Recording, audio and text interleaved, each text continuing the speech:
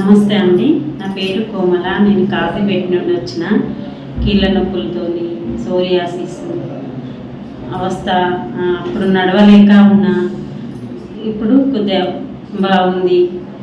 Psoriasis తగ్గుద్దా తగ్గదా, కీళ్ళ నొప్పులు తగ్గుతాయా తగ్గయా, ఏమో ఎన్నో దిక్కులా తిరిగినా కానీ తగ్గుద్దా తగ్గదా అన్న డౌట్ మీద వచ్చిన ఈ భాస్కర కేరళ ఆయుర్వేదిక్ హాస్పిటల్లో బాగుంది.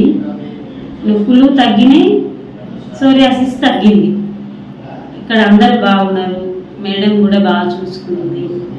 నాకైతే బాధతో వచ్చినా సంతోషంగా వెళ్ళిపోతుంది.